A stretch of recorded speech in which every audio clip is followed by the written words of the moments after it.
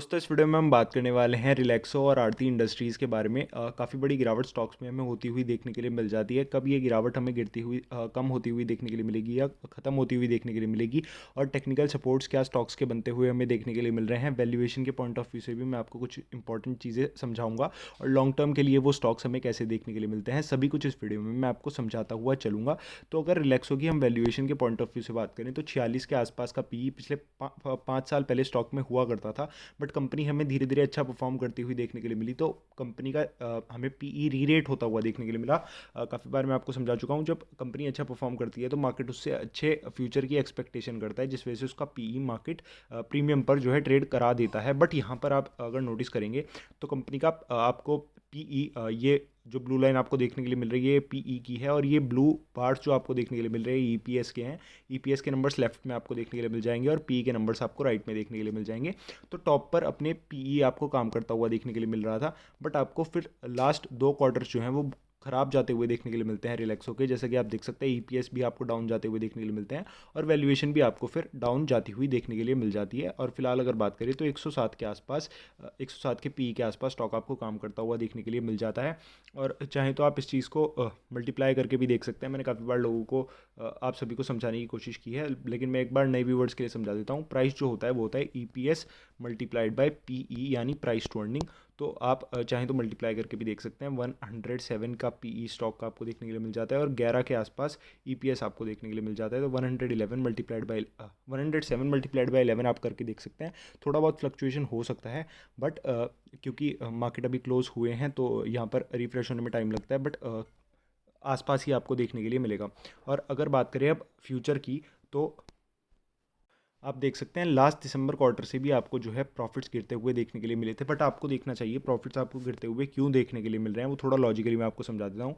हर channel पर आपको just technical analysis या फिर जस्ट ये सपोर्ट है, ये टेक्निकल है, ये सभी चीज़ें बता दी जाती हैं, और ध्यान से आपको कोई चीज़ डीपली नहीं समझाई जाती। तो इसी वही मेरा प्रयास है। अगर मैं कुछ करूँ तो आपको अलग से समझाने के प्रयास करूँ, वरना जस्ट अगर मुझे सेम भी करना है तो वो आपका भी टाइम वेस्ट करना हुआ और मेरा भी। तो आप देख सकते हैं जून में जो क्वार्टर हमें खराब जाता हुआ देखने के लिए मिला था, वो सभी कंपनीज़ का खराब जाता हुआ देखने के लिए मिला था, क्योंकि अप्रैल में आपको कोविड हो देखने के लिए मिला था।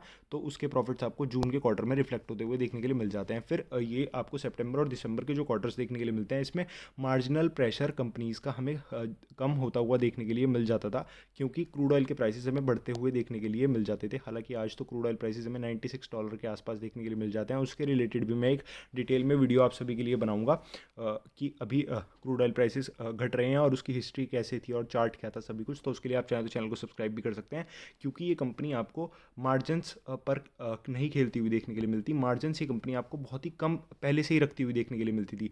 रिलैक्सो की अगर आप किसी भी जो इनके स्लीपर्स हैं, शूज़ हैं, ये सभी देखेंगे तो आपको बहुत चीप देखने के लिए मिलते हैं। तो ऐसा तो नहीं है कि चीप चीज़ है तो इन्हें बनाने में कुछ भी नहीं लगता होगा, फ्री में बन जाती होगी। ऑब्वियसली काफ़ी लागत लगती थी उसमें, तो मार्जिन ये पहले से ही कम रखते थे। बट ये नंबर ऑफ़ यूनिट्स ज़्यादा सेल कर पाते थे, जिससे इनके प्रॉफिटेबिलिटी आपको साल दर साल बढ़ती हुई देखने के लिए मिल जाती है। रेवेन्यू साल दर साल बढ़ते हुए देखने के लिए मिल जाते हैं। फॉर एन एग्जांपल मैं समझा देता हूँ।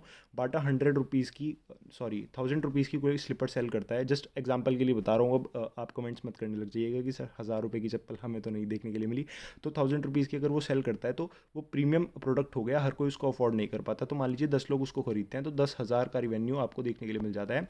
बट अगर आप यहीं अगर रिलैक्सो की स्लीपर खरीदते हैं तो वो 100 रुपीज़ की आपको देखने के लिए मिल जाती है, और वो आपको अगर 150% को सेल करता हुआ देखने के लिए मिल जाता है तो वो 15,000 का आपको रिवेन्यू देखने के लिए मिल जाता है। बट इसमें इन्हें मार्जिन जो है आपको पहले ही कम पड़ता हुआ देखने के लिए मिलता था, तो वो और कम हो गया, तो प्रॉफिट आपको गिरते हुए देखने के लिए मिल गए। और बाटा में जैसे आप सभी को पता है मार्जिन हाई रहता है, क्योंकि प्रीमियम प्रोडक्ट वो सेल करते हैं, तो इस वजह से मार्जिन थोड़ा बहुत अगर उनका कम भी हो तो इतना ज़्यादा फर्क नहीं पड़ता। तो आई थिंक ये मैंने आपको क्लियर कर दिया। इस वजह से ईपीएस आपको गिरते हुए देखने के लिए मिल रहे हैं।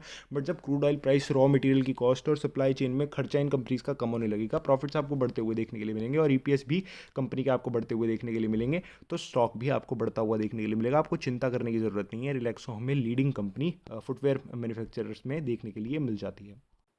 देख सकते हैं आप। बात करें अगर कंपाउंडेड प्रॉफिट ग्रोथ की, तो लास्ट 10 सालों में 27% के आपको देखने के लिए मिल जाते हैं। रिटर्न ऑन इक्विटी लास्ट 10 सालों में 22% का देखने के लिए मिल जाता है। स्टॉक प्राइस सीएजीआर लाजवाब 55% के लास्ट 10 सालों में कंसिस्टेंट कंपनी आपको देखने के लिए मिल जाती है। और सेल्स की अगर बात करें तो लास्ट 10 सालों में टॉप लाइन कंपनी की 13% से आपको ग्रो होती हुई देखने के लिए मिल जाती है। और एक और बात, जब कंपनी के मार्जिन पर प्रेशर आने लगता है तो कंपनी जो है आपको प्राइस हाइक भी करती हुई देखने के लिए मिल जाती है। तो अगर बहुत ज़्यादा प्रेशर कंपनी को इन फ्यूचर आता हुआ देखने के लिए मिलता है, हालांकि उसकी अब उम्मीद कम है थोड़ी, क्योंकि क्रूड ऑयल प्राइसेस ड्रॉप होते हुए हमें देखने के लिए मिल रहे हैं, बट कुछ भी हो सकता है, सब कुछ इनकन्सिस्टेंट है, तो भी कंपनी जो है उसे कस्टमर की तरफ पास ऑन कर सकती है। थोड़ा शॉर्ट टर्म में रिवेन्यू में कंपनी के आपको फ़र्क पड़ता हुआ देखने के लिए मिलता है, बट लॉन्ग टर्म में सभी कुछ आपको ओके होता हुआ देखने के लिए मिल जाता है। प्रमोटर होल्डिंग की अगर बात करें तो कंसिस्टेंट आपको 70 के आसपास की देखने के लिए मिल जाती है। एफ की अगर बात करें तो एफ की होल्डिंग आपको 3% की बरकरार देखने के लिए मिल जाती है। और डी और पब्लिक की बात करें तो वो भी आपको कांस्टेंट देखने के लिए मिल जाती है। किसी ने भी ज़्यादा सेल ऑफ या बाइंग यहाँ पर नहीं किया। ऑब्वियसली अगर सेल ऑफ नहीं होगा तो बाइंग कहाँ से आपको देखने के लिए मिलेगी। अब बात करें अगर कंपनी के चार्ट की, तो कंपनी का चार्ट आपको काफ़ी डिसेंट देखने के लिए मिल जाता है। एक एक जगह पर स्टॉक आपको कंसोलिडेट होता हुआ देखने के लिए मिलता है, फिर 2-4 दिन में एक स्टॉक आपको अच्छा खासा ब्रेकआउट देकर फिर कंसोलिडेट होता हुआ देखने के लिए मिलता है, फिर ब्रेकआउट देकर स्टॉक कंसोलिडेट ही करता हुआ आपको यहाँ पर देखने के लिए मिल रहा था। बट ये डाउनवर्ड कंसोलिडेशन आपको देखने के लिए मिल जाती है, क्योंकि स्टॉक में के ईपीएस में गिरावट यानी प्रॉफिट्स में गिरावट आपको देखने के लिए मिलती है। बट जैसे मैंने आपको समझाया, प्रॉफिट्स में गिरावट टेम्पररी आपको देखने के लिए मिलती है, और तेज़ी परमानेंट ही स्टॉक में आपको लॉन्ग टर्म में देखने के लिए मिलेगी। तो अगर आप इस स्टॉक में इन्वेस्ट करना चाहते हैं तो थोड़ी बहुत क्वांटिटीज़ आप इन लेवल से लेकर चल सकते हैं। यानी अगर आप इस स्टॉक में 40 रुपये 100 रुपये लगाना चाहते हैं तो 40 रुपये इस लेवल पर आप लगाकर चल सकते हैं। ऊपरी लेवल से कोई बड़ी गिरावट ऐसी तो नहीं हुई है। अगर हम बात करें तो कुछ 10 से 15% की गिरावट हमें देखने के लिए मिल जाती है, बट थोड़ी थोड़ी क्वांटिटीज़ आपको एक्यूमुलेट करते हुए चलना चाहिए, मार्केट को टाइम ना करते हुए। तो स्टॉक अपने सपोर्ट के आसपास आपको काम करता हुआ देखने के लिए मिल जाता है। आप चाहें तो थोड़ी बहुत क्वांटिटीज़ एक्यूमुलेट कर सकते हैं। चलते हैं आरती इंडस्ट्रीज़ पर। आरती इंडस्ट्रीज़ की अगर मैं बात करूँ तो वैल्यूएशन के पॉइंट ऑफ व्यू से अभी तो मैं आपको कुछ समझा नहीं सकता हूँ, क्योंकि लास्ट क्वार्टर में उसके बहुत ही बड़ा प्रॉफिट हमें देखने के लिए मिला था। उसमें अदर इनकम भी ऐड थी, इसलिए उसके जो ईपीएस हैं और वैल्यूएशन है वो काफ़ी ज़्यादा गिरते हुए आपको देखने के लिए मिल जाते हैं। ईपीएस काफ़ी ज़्यादा बढ़ते हुए देखने के लिए मिल जाते हैं। तो वो थोड़ा चार्ट एक तरीके से गलत टाइप देखने के लिए मिलता है, उससे हम कुछ इवेल्युएट नहीं कर सकते। तो इसलिए मैं आपको गलत इन्फॉर्मेशन प्रोवाइड करने के बजाय इससे बेटर है कि मैं आपको इन्फॉर्मेशन ही ना प्रोवाइड करूं। तो हम अदर आरती इंडस्ट्रीज़ के बारे में मैं आपको समझाने की कोशिश कर देता हूं, फिर चार्ट पर ले जाकर मैं आपको कंपनी के बारे में समझाने की कोशिश करूंगा।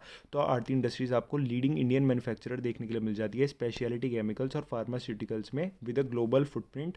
Chemical manufactured by Aarti industries are used in the downstream manufacturing of pharmaceutical, agrochemical, polymers, additives, surfactants, dyes, pigments etcetera. और अगर आप कंपनी के सेल्स ग्रोथ की बात करें तो लास्ट 10 सालों में 12% की देखने के लिए मिल जाती है, और कंपाउंडेड प्रॉफिट ग्रोथ 21% का शानदार आपको बॉटम लाइन कंपनी की देखने के लिए मिल जाती है ग्रोथ। रिटर्न ऑन इक्विटी की बात करें तो 20% के शानदार आपको देखने के लिए मिल जाते हैं लास्ट 10 सालों के। और स्टॉक प्राइस सीजीआर की बात करें तो लास्ट 10 सालों में इसने भी काफ़ी बड़े 51% के आपको प्रोवाइड किए हैं। ऑलमोस्ट 80 टाइम्स ये स्टॉक लास्ट 10 सालों में होता हुआ हमें देखने के लिए मिल जाता है।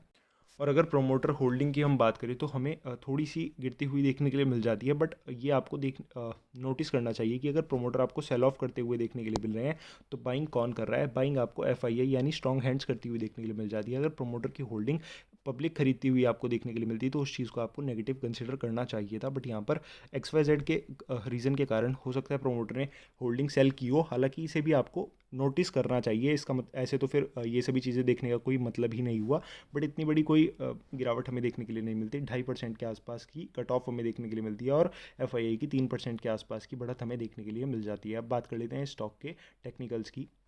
देखिए, चार्ट से तो जैसे मैं आपको समझा नहीं सकता, बट अगर मैं जनरली आपको बताऊं तो स्टॉक की वैल्यूएशन काफ़ी ही ज़्यादा होती हुई यहाँ पर देखने के लिए मिल रही थी, और 900 के आसपास का काफ़ी सॉलिड सपोर्ट स्टॉक का बनता हुआ देखने के लिए मिल रहा था, जिसकी मुझे भी उम्मीद नहीं थी कि टूट वो जाएगा। बट रशिया यूक्रेन के क्राइसिस जब हुए तो कोई भी सपोर्ट यहाँ पर आपको काम आता हुआ देखने के लिए नहीं मिलता है, और जब भी मार्केट में एफआईआई का इन्फ्लो बहुत ज़्यादा हो तो कोई भी रेसिस्टेंस काम होता हुआ देखने के लिए नहीं मिलता है। सभी स्टॉक रॉकेट आपको होते हुए देखने के लिए मिलते हैं। तो स्टॉक 800 के सपोर्ट के आसपास आपको काम करता हुआ देखने के लिए मिल जाता था, और कंपनी आपको काफ़ी अच्छी देखने के लिए मिल जाती है। ट्रैक रिकॉर्ड की बात करें लास्ट 10 15 20 सालों के, तो भी शानदार आपको देखने के लिए मिल जाती है। स्पेशलिटी केमिकल्स की लीडर कंपनी आपको देखने के लिए मिल जाती है, और जैसे आने वाले 2-3 साल स्पेशलिटी केमिकल्स की काफ़ी अच्छे हो सकते हैं, तो इस कंपनी के ऊपर भी आप फोकस कर सकते हैं। 800 के आसपास का सपोर्ट बनाकर स्टॉक आपको अपवर्ड मूव देता हुआ देखने के लिए मिल जाता है। चाहे तो ऊपरी लेवल से अभी भी काफ़ी अच्छी गिरावट स्टॉक में है, थोड़ी थोड़ी क्वांटिटीज आप एक्यूमुलेट करने के बारे में सोच सकते हैं। सेम इसके लिए भी अगर आप 100 रुपये स्टॉक में लगाना चाहते हैं तो 40 रुपये के आसपास आप इस स्टॉक में भी लगाकर चल सकते हैं, और दोनों ही कंपनीज में मैक्सिमम 5% का एलोकेशन आप देकर चल सकते हैं। RSI की अगर बात करें तो 41 यानी फियर जोन में स्टॉक आपको देखने के लिए मिल जाता है। तो गाइस, चैनल पर अगर पहली बार आए हैं तो चैनल को सब्सक्राइब करके वीडियो को आप लाइक कर सकते हैं, और अगर आपको आपका पोर्टफोलियो रिव्यू कराना है तो डिस्क्रिप्शन बॉक्स में दिए गए जीमेल पर आप मुझे मेल कर सकते हैं। थैंक यू गाइस, मिलता है नेक्स्ट वीडियो में।